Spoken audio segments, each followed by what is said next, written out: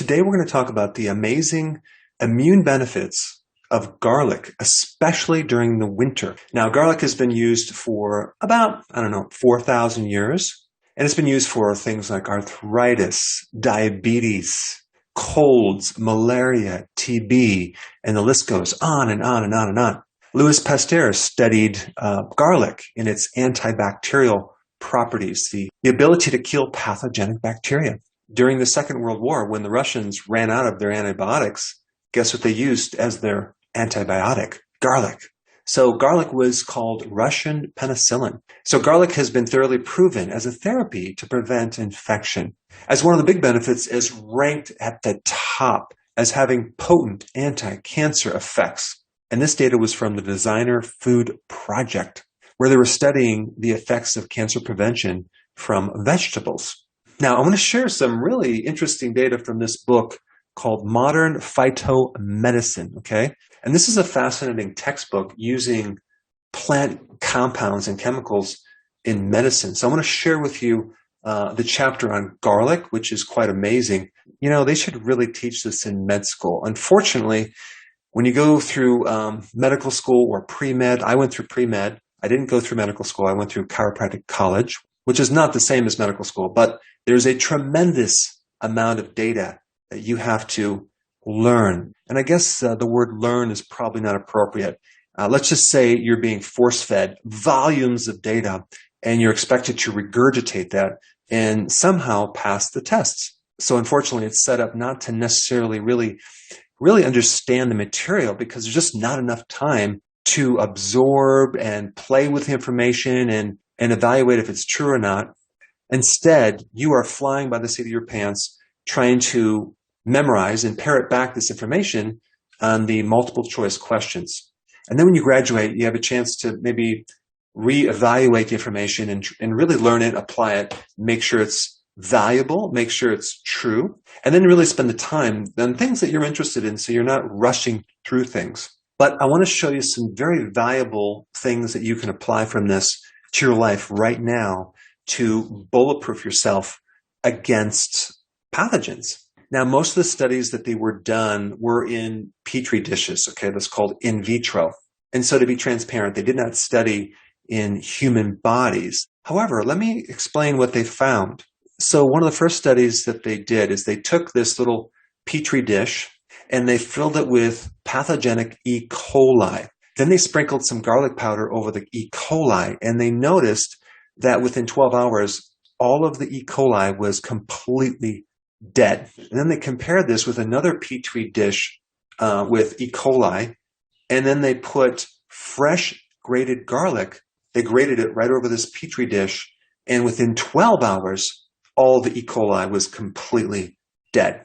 In another experiment, they found that garlic killed MRSA, which is a antibiotic-resistant microbe, which is very, very deadly, difficult to kill, and you see this in hospitals. But garlic was able to kill this microbe very easily. In another study, they found within 3 hours, garlic killed anthrax. And you know how pathogenic or deadly anthrax is. It creates some pretty serious effects, but garlic was able to kill anthrax. They also found that garlic has a potent effect against viruses, fungus, and parasites. And then they did some interesting studies on just the odor of garlic.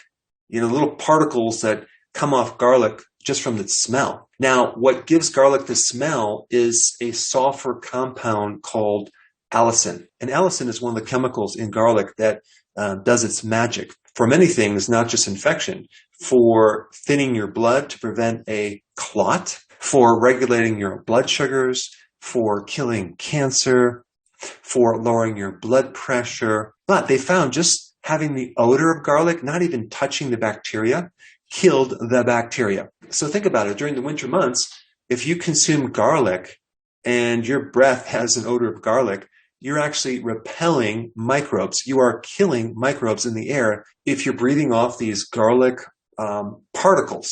And apparently garlic has developed this defense mechanism for its own survival over eons of time. Just like many other herbs and vegetables, like the onion and horseradish and many of the cruciferous vegetables as well. Garlic has the ability to bind with organophosphates, which are in pesticides, and detoxify them from your body. Organophosphates really have a devastating effect on your immune system. They lower your immune system. They make you very susceptible to getting sick. And garlic can help detoxify these chemicals to help protect your immune system. And as you probably already know, when you get exposed to a virus, the complications from that virus usually occur in people who have a compromised immune system, whether they have metabolic syndrome or they're going through a lot of stress. It's really the strength of the immune system that gets them through these infections. And this is a topic that is rarely emphasized or focused on. Now, one of the problems you're going to run into is the quality of garlic. Did you realize that 80% of all the garlic in the world comes from China? And the problem with that is that in China, they use bleach on garlic, and they use other chemicals to make this garlic look very, very white without any blemishes or brown spots. They also sometimes grow their garlic in sewage, and garlic is heavily sprayed with additional chemicals. So if you're going to buy garlic, make sure it's locally grown. Make sure it comes from a really good source.